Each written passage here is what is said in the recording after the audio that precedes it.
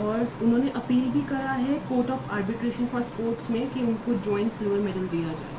नहीं, बिल्कुल उनने जो अपील की है वो इम्पोर्टेंट है, क्योंकि उन्होंने जो अपने 3 बाउट्स लड़े थे वो उसमें उन्होंने जीत हासिल पाई थी, और उनको डिस्क्वालीफाई इस तरीके से करना, और कहीं ना कहीं हमारा जो इंडियन ओलंपिक एसोसिएशन है और जो पूरी टीम गई हुई है उनका पुख्ता तरीके से लड़ाई लड़ना इस नाइंसाफ़ी के खिलाफ। मैं मानती हूँ कि उनको हमारे जो सिल्वर मेडल उनको मिलना चाहिए था उससे उनको वंचित रखा गया है।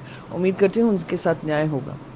हरियाणा सीएम ने कहा है कि जब दिनेश फोगाट आएंगे उनका ग्रैंड वेलकम किया जाएगा, उनको एक मेडलिस्ट वाली सारी फैसिलिटीज़ दी जाएगी। बात फैसिलिटीज़ की नहीं है, सबसे बात इम्पॉर्टेंट है कि उनको उस समय पे समर्थन मिलना चाहिए था जब जब उन्होंने न्याय की लड़ाई लड़ी है, चाहे वो जंतर मंतर पे हो, तब पूर्व मुख्यमंत्री हों जो अब केंद्र में आ गए हैं, या अब के मुख्यमंत्री हों, उन्होंने किसी ने हरियाणा की बेटी की आवाज़ नहीं उठाई, बल्कि उसमें जातिवाद ढूंढने का काम किया, वह प्रांतों में लोगों को बांटने का काम किया। और अब वो सबसे बड़ी उनकी लाइफ की चुनौती है जहाँ पे जीता हुआ मेडल वो हार गई हैं क्योंकि एक आर्बिट्रेरी डिसीजन लिया गया है। तो उम्मीद करते हैं कि हरियाणा सरकार उनको पूरी मजबूती से लड़ाई लड़वाएगी, जो उन्होंने अपील की है उसमें उनका पूरा समर्थन करेगी। आज वक्त भी करा जाएगा लोकसभा में और ऑपोजिशन डिमांड करी है कि उसको पार्लियामेंट्री पैनल को भेजा जाए। जिस तरीके से वो वक्फ बिल लाया गया है, मैं पूछना चाहती हूँ क्या उनके अलायंस में भी इसके बारे में डिस्कशन हुआ है? क्या जेडीयू और टीडीपी इस वक्फ बिल को देख चुके हैं और क्या उन्होंने अपनी मंजूरी दी है? और अगर ऐसा नहीं हुआ है तो इट इज़ ओनली इम्पॉर्टेंट कि एक इम्पॉर्टेंट बिल आता है तो उसको सही तरीके से हर एक पार्लियामेंटेरियन हो, हर एक पक्ष हो, हर एक स्टेक होल्डर हो, उनकी सुनवाई हो, और उसके आधार पर जो भी अमेंडमेंट्स करने हैं वो अमेंडमेंट्स हों। बांग्लादेश में आज लेगी और वहीं पर इंडिया के बॉर्डर एरियाज में भी हाई अलर्ट है, क्योंकि कल भी 500 लोगों ने करीब कोशिश करी थी एंट्री करने की। उम्मीद करते हैं कि स्थिरता आएगी। मोहम्मद यूनुस जी ने भी जो आज कहा है कि he seize opportunities to work with India, और कहीं भी अगर कोई दरार है उसको कम करने की कोशिश करेंगे।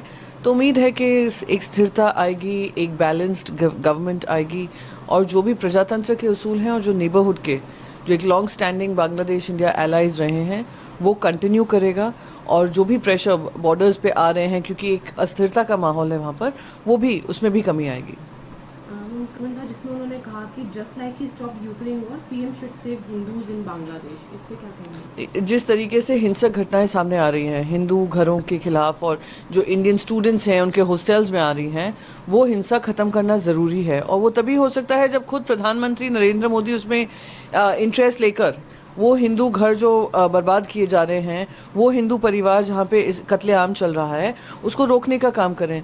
जब वो उन्होंने कहा है, उद्धव साहब ने, जब वो कहा गया था कि उन्होंने वॉर रुकवा दी, रशिया यूक्रेन की वॉर रुकवा दी बच्चों को वापस लाने के लिए, तो क्यों हम ये वायलेंस कम नहीं कर सकते हैं? जैसे हमारे जो हिंदू भाई बहन हैं उनको वापस सुरक्षित जगहों पर लाया जाए। मैम, जैसा कि उन्होंने रिपोर्टर से मीटिंग के वक्त कहा कि एमबीए पार्टनर से पूछा जाए कि अगर मैं सीएम पे इसके लिए ठीक हूँ या नहीं। उनसे सवाल किया गया था और उन्होंने जवाब दिया है, पर देखिए जो भी ओपिनियन पोल्स हैं, जो भी पॉपुलैरिटी पोल्स हैं, जो भी मीडिया पोल्स हैं, हर मापदंड से वो एक पॉपुलर चीफ मिनिस्टर फेज रहे हैं, एक पॉपुलर चीफ मिनिस्टर रहे हैं।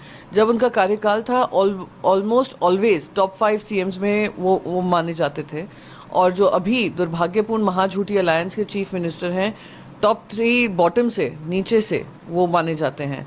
तो उसी में स्पष्ट हो जाता है कि सही मायने में महाराष्ट्र किसका नेतृत्व चाहती है और किसके लीडरशिप में महाराष्ट्र का विकास चाहती है, उसमें हमें दो राय नहीं है। महाराष्ट्र की जनता में मन में कोई संदेह नहीं है, और जो भी निर्णय होगा हम लोग एक साथ लेंगे, पर पॉपुलैरिटी में कहीं भी उनकी कमी नहीं है। जैसे कि कहना है कि मैं पूरी पार्टी को साथ लाता अगर मुझे सीएम फेस डिक्लेयर कर दिया जाए। अच्छी बात है, बहुत अच्छी बात है। मैं उनको ऑल द बेस्ट विश करना चाहूँगी। उम्मीद करूँगी कि भारतीय जनता पार्टी उनकी सुन रही होगी और आरएसएस उनके खिलाफ और सारे जो आर्टिकल्स लिख रही है वो लिखना बंद कर देगी। लेटेस्ट अपडेट के लिए हमारे चैनल न्यूज़ इंडिया फर्स्ट को लाइक, शेयर एंड सब्सक्राइब करें, एंड यस, बेल आइकन को प्रेस करना ना भूलें।